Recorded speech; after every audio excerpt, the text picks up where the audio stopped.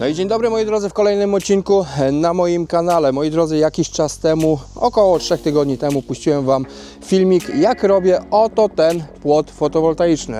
Mówiłem wszystkim, że ten płot montuję chwilowo, chcę sprawdzić, jak współpracuję z falownikiem, więc jest zamontowany na trytytki do zwykłej siatki i powiedziałem, że w niedalekiej przyszłości zrobię do niego jakąś tanią konstrukcję. Wiele komentarzy powtarzało się: Kamil, nagraj filmik, co tam wymyślisz taniego, jak to wzmocnić i pokaż.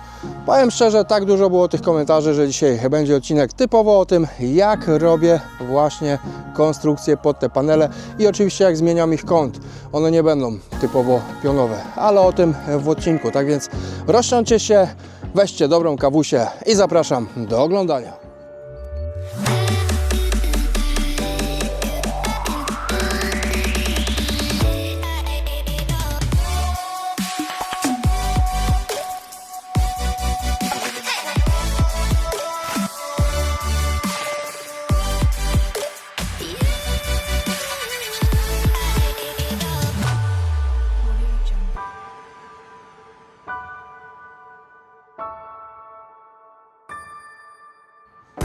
No i na początek mała odpowiedź na pytania wiecznie powtarzające się, więc nie będę odpisywał na komentarze, a po prostu powiem, jak to działa.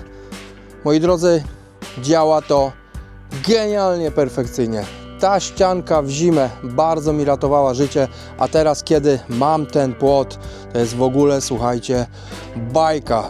Łącznie mam prawie chyba wszystkich paneli 18 kW. Tak, wszystkich paneli mam 18 kW, z czego 7 jest na tym płocie, 2,5 jest na ścianie. Do godziny 12 spokojnie, życie, baterie, wszystko hula. Po godzinie 12 robi mi dach i na wieczór taka sama ścianka jest, tylko po stronie zachodniej. Tak więc dostęp do prądu, do interneta mam cały dzień. Polecam, moi drodzy, polecam. To odmieniło tak naprawdę może nie tyle co moje życie w tym off-gridowym jak na razie budynku, ale uwierzcie mi, zrobiło mega robotę. No i co?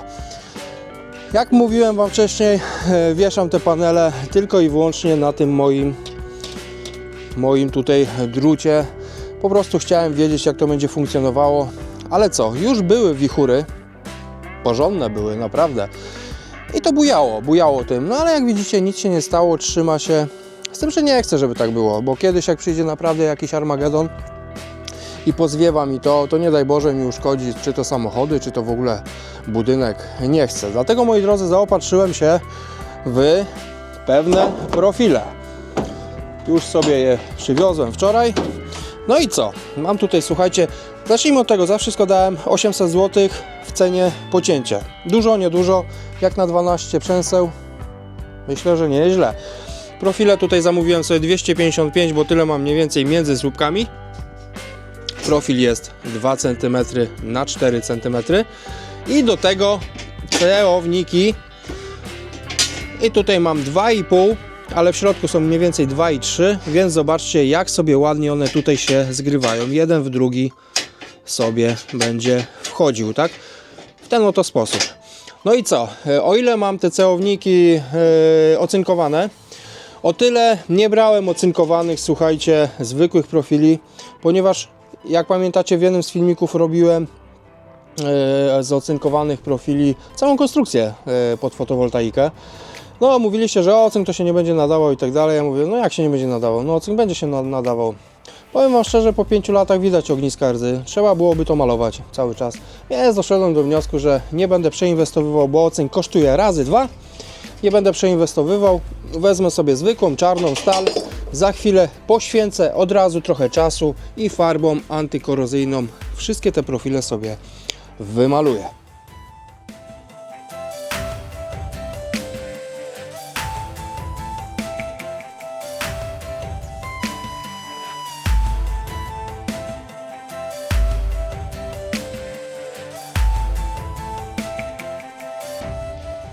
Jakby komuś się taka informacja przydała, jak taką surową stal przerabiam w takie oto piękne czarne profile, no to na tym stole zrobiłem sobie tutaj 2 styropiany, kładę sobie surówkę i oczyszczam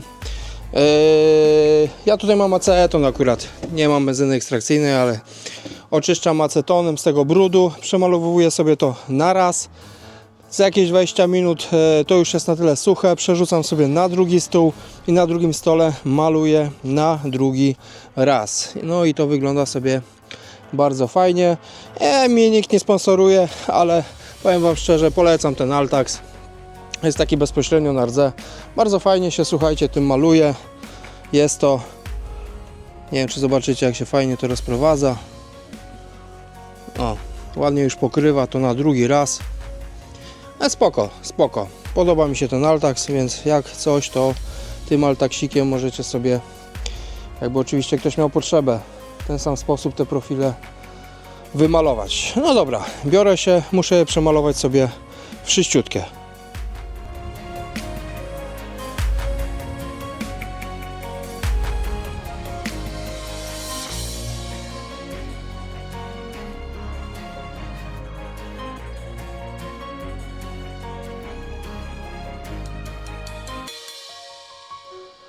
No i od razu te ocynkowane celowniki też sobie pomalowałem. No i w ten oto sposób ze stali drugiego gatunku za 800 zł przerobiłem to na konstrukcję na płot fotowoltaiczny, która wygląda sobie tak. No powiem szczerze, po pomalowaniu, no to jest full profeska, nie? Dobra, ale dzisiaj słuchajcie, odpuszczam sobie już robienie tego. Mam inne sprawy na głowie, niech sobie to porządnie wyschnie i jutro zabieram się za montaż. No i dobra, słuchajcie moi drodzy, mamy poniedziałek wielkanocny, lany poniedziałek. Ja 2 tygodnie temu malowałem te oto profile. No i sobie na 2 tygodnie odpuściłem temat, robiłem coś w domu, typu sypialnie, jak widzieliście ostatnio i tak dalej.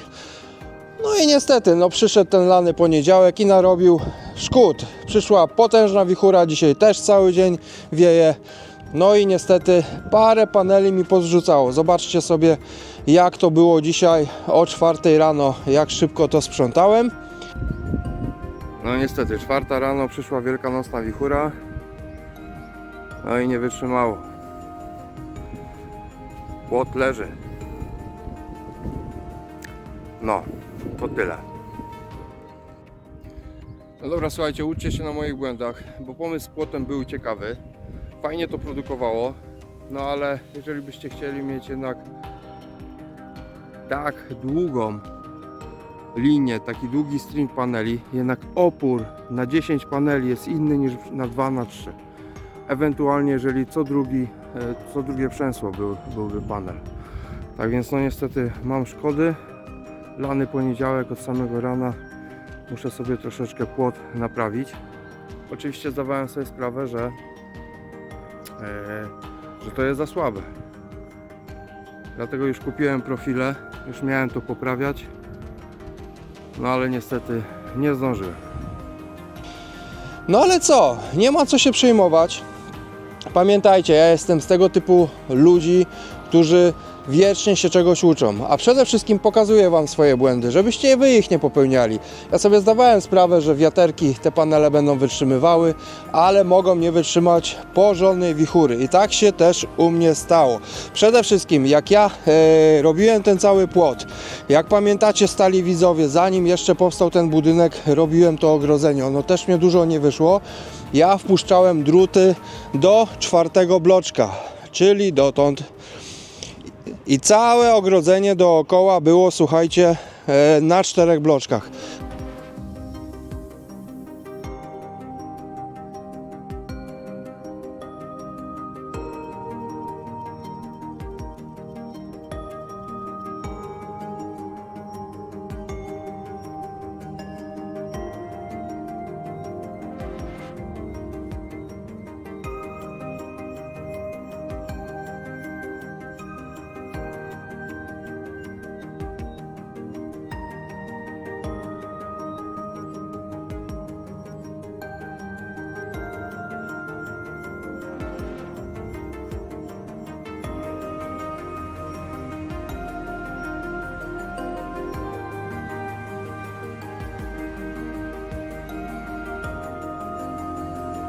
Następnie te pozostałe 3 tylko już domurowałem i one drutów nie miały. No i wiecie, ja nie przewidywałem, że przyjdzie mi pomysł wieszania paneli fotowoltaicznych na nie, na ten płot.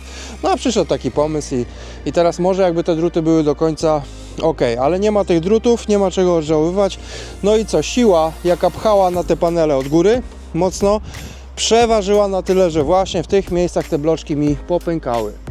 No i poprzewracało tam parę sztuk. Ale tak jak powiedziałem, ja się nie załamuję, bo naprawdę ludzie większe mają problemy. Ludziom dachy zrywa, stodoły łamie, kilka pieprzonych paneli, że spadło i kilka cegieł przerzuciło, to dla mnie to w ogóle żaden problem jest. Natomiast moi drodzy, trzeba sobie zdać sprawę, że trzeba takie rzeczy wzmacniać. Tak więc jutro z samego rana biorę się już konkretnie, bez pierdzielenia, no i montuję te profile. No dobra, minęły kolejne 3 dni, wszystkie panele sobie już pozdejmowałem, a 3 dni dlatego, że musiałem się zająć kontenerem.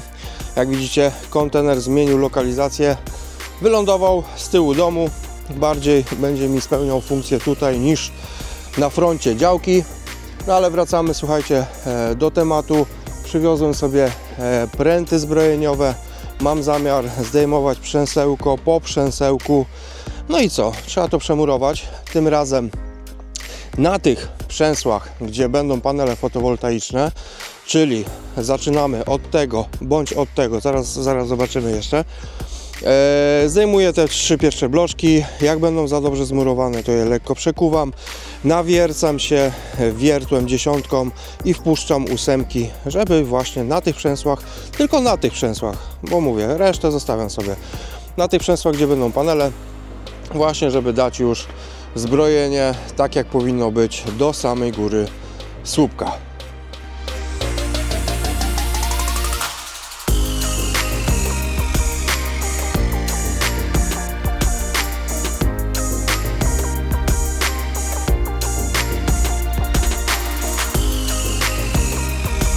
A zobaczcie, dotąd było zbrojenie, dotąd było zalewane.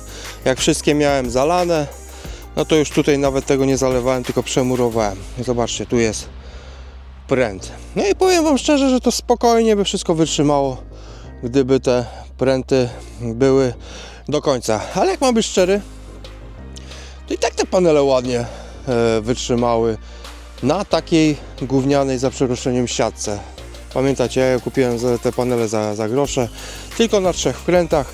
One się bujały razem z tą siatką. Ja powiem wam szczerze, że to i tak zarąbiście się trzymało, nie? Bardzo dobrze się trzymało. Dzisiaj mógłbym tych paneli nie montować, wiecie, jest kwiecień. Ja, słuchajcie, energii mam w bród na swoim budynku. Dlatego, że robi mi ścianka, góra, tył, banki się ładują, dzień jest dłuższy. Ale zimą, jak waliłem z agregatu prądotwórczego, to jak zamontowałem, słuchajcie, ten płot, to był game changer. Agregat schowałem od razu do garażu. Więc w takim okresie zimowym tak, ta ściana jest nieodzowna, nie? Ale dzisiaj mógłbym, że tak powiem, do końca lata tego nie robić. No ale jak już się stało, to robimy. Dobra, kupiłem sobie pręcików, nie było 8, kupiłem sobie 10. Tak więc wezmę sobie, słuchajcie, wiertełko, no i tak jak mam tutaj już w tych miejscach, gdzie były pręty, do nich się z boku dowiercę na jedną grubość bloczka, no i przedłużamy to wszystko. Trzeba to przemurować, każdy ze słupków, tam gdzie będą panele, jeszcze raz.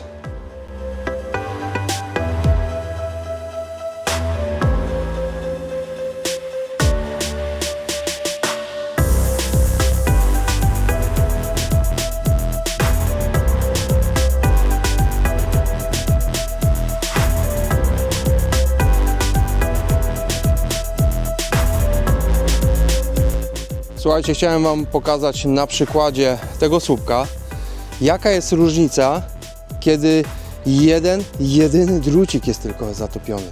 No tak, jedyny. Ja najwidoczniej miałem tutaj, słuchajcie, trochę dłuższe te druty, może to były jakieś końcówki. No i tutaj widzę, że go nie ma, ale tutaj jest. No i on był tu zalany. Jedyny drucik powoduje, że już nie mogę tego bloczka zdjąć.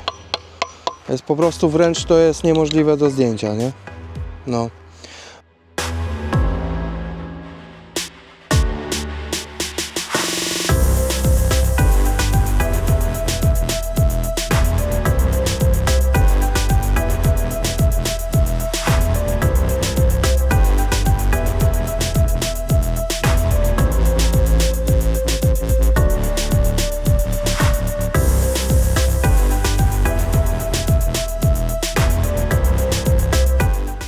dobra, jakoś nie była to zbytnio skomplikowana operacja, tak więc zobaczcie, wywierciłem sobie jednak wiertłem 16, żeby mieć trochę luzu podczas murowania kolejnych bloczków.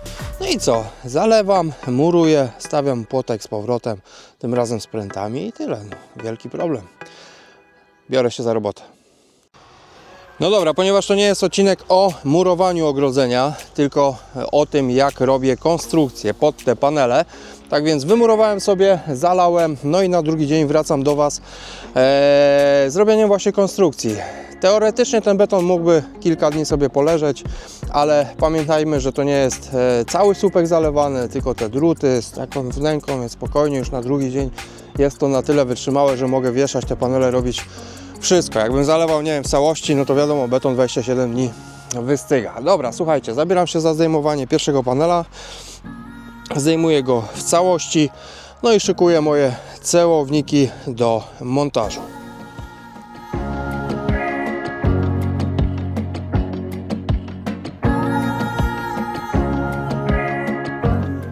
No i dobra, przęsło zdjęte. Tak więc jak to będzie generalnie u mnie wyglądało? Wyznaczyłem sobie tutaj żyłką linię na moim płocie, no i cełowniczek w rękę i chciałbym go, słuchajcie, zamontować na dole przy zewnętrznej strony muru, a na górze zostawić sobie dosłownie ten kawałek, żeby mógł jednak dać kołek i ten panel zamontować, dlatego że no nie chciałbym, żeby jakieś zwierzątka między te panele fotowoltaiczne wchodziły na podwórko, żeby moje zwierzątko wyszło sobie na zewnątrz, więc czy tak ten panel zamontować będę chciał, z tym, że tym przeżłobieniem dam po prostu do wewnątrz, tak więc on mi tutaj ładnie na równo się zgra. Od tej żyłki mierzę sobie właśnie ten cełowniczek, idę sobie ponawiercam, no i co? I pomalu kołkuję na murek z jednej i z drugiej strony.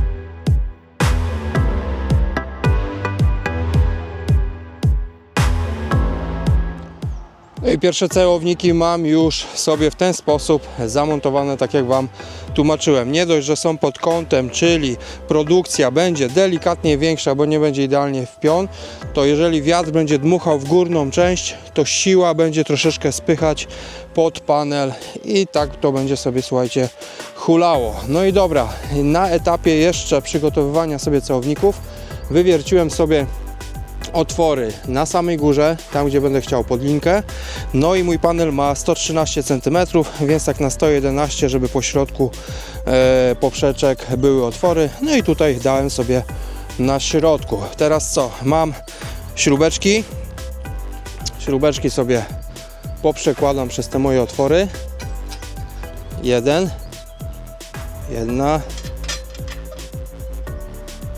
druga.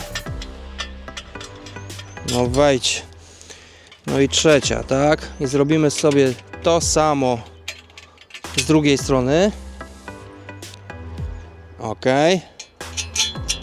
Tutaj. Tutaj. I jeszcze raz tutaj. No i przyniosłem sobie pierwsze moje poprzeczki z tej mojej kubki. No i sobie położę na razie tylko na tych moich właśnie śrubach. Ok, jedna, druga siedzi. Teraz drugą.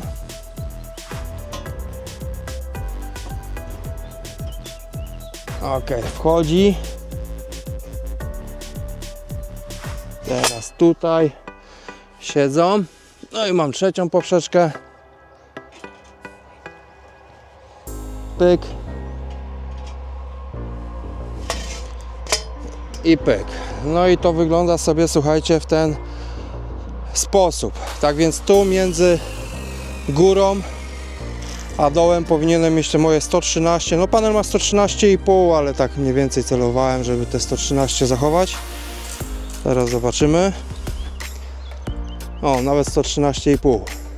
O, dobrze jest. Jeszcze mogę oczywiście sobie tym regulować. Teraz biorę sobie z każdej strony, wyciągam śrubkę,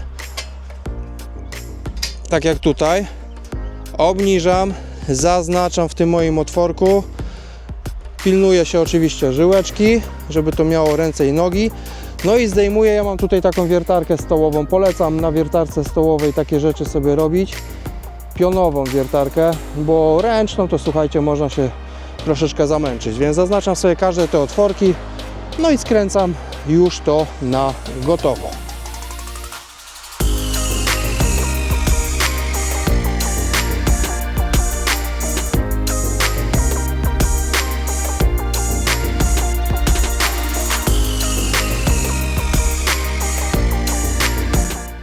No i moja rama skręcona wygląda dokładnie tak. Nie skręciłem tylko górnej poprzeczki, dlatego że zaraz ją rozmierzę, zdejmę i łatwiej będzie mi na wiertarce ponawiercać śruby, a chcę tylko 2 śruby nawiercić, a śruby, żeby łatwiej było mi samemu ten panel zawiesić. A chodzi mi, słuchajcie, o śruby do tych uchwytów. Każdy panel ma już takie gotowe otworki. Ja się nimi nie będę sugerował, ale zasugeruję się tylko tą górną częścią. Spróbuję wymierzyć sobie dokładnie ten otwór i ten otwór, żeby go wywiercić na górze. Wtedy sobie wezmę, przerzucę śrubę, podniosę jedną stronę panela, drugą stronę panela skręcę, zawieszę, a resztę już wiertareczką zrobię, kładąc kawałek deseczki, żeby panela nie uszkodzić. I tak go zamontuję.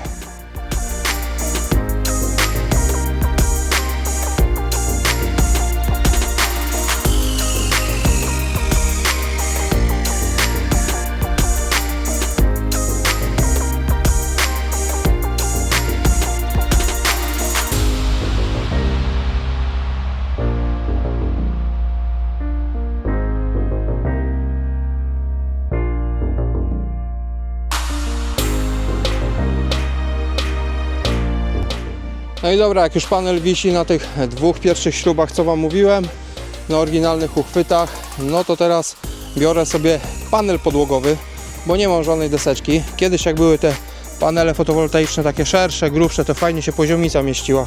No teraz to nie mam deseczki, więc mam panel podłogowy. No i co, wkładam sobie, powiedzmy, że pod ten kabelek jakoś tam. O!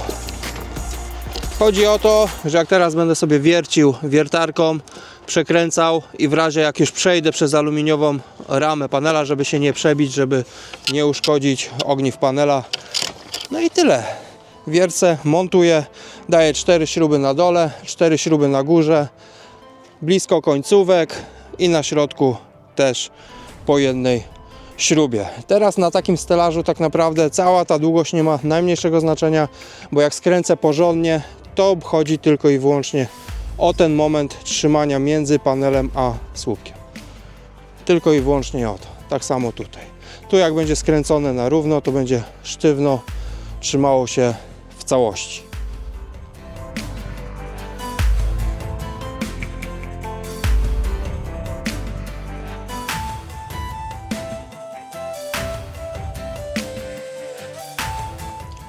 No ale numer, montuję pierwszy panel, a zostało ich jeszcze 11 z 12, a już pierwszego kuźwa rozpieprzyłem. To znaczy ześliznął mi się ten panel, no i niestety wiertełkiem, zobaczcie, puknąłem delikatnie. No i mam trzaśnięcie, jedno, drugie. Ale nie ma się tym przejmować, bo to są bifacjalne i to pewnie jest ten laminat od wewnętrznej strony. Idziemy na drugą stronę płotu, zaraz zobaczymy, czy coś się stało na tej właściwej, bo z tej strony będą tuje i tak ten bifacjal mi nie jest tu potrzebny, ale zobaczymy jak tam z drugiej strony. No i jak to wygląda? No i tak jak mówiłem, zobaczcie, to jest te pęknięcie od tamtej strony, ale po tej stronie nic. Więc spoko, no. Ten bifacjal nie jest mi potrzebny. Jest mi tylko ta strona potrzebna. Mówię, tam od wewnątrz będą tuje, więc i tak bifacjal nie będzie u mnie działał tak jak bym chciał. No ale trzeba uważać, widzicie? Trzeba uważać, nawet kuźwa z głupim wiertłem. Dobra, idę montować dalej.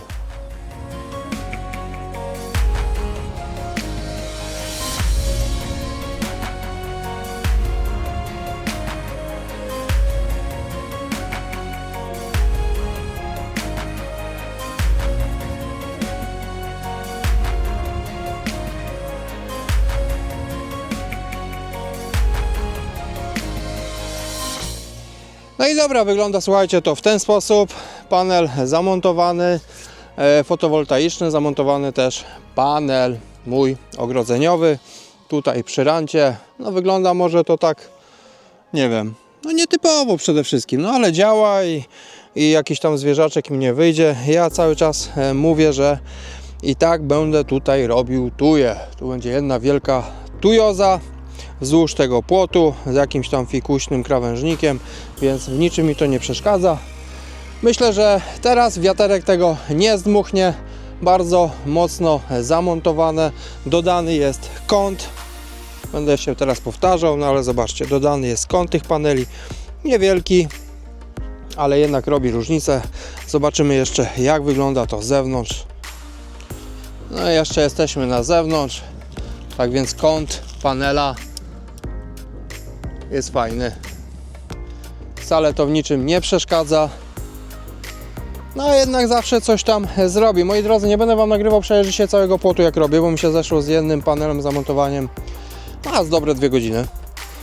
Więc pewnie będę montował to w wolnym czasie, bo mam też inne wyrobótki do robienia. Jak wspominałem, ta fotowoltaika nie jest mi w tym momencie jako w lato potrzebna. Spokojnie ogarnia mi wszystko. Fotowoltaika na moich ścianach przede wszystkim. No i ta, co jest na dachu, więc mówię, z tą mi się nie śpieszy. Mógłbym ją robić nawet do zimy. No ale zrobię ją w najbliższych tam kilkunastu dniach. Nagrywać nie będę. Mam jeszcze kilka fajnych, ciekawych rzeczy, które muszę Wam nagrać, pokazać. Tak więc co, moi drodzy? Odcinek raczej po to, żeby powiedzieć, że płot naprawiony, żeby nikt tam nie płakał. No i co? Dajcie łapkę w górę, jeżeli Wam się podoba moja praca. Do zobaczenia w kolejnym odcinku. Trzymajcie się ciepło. Cześć!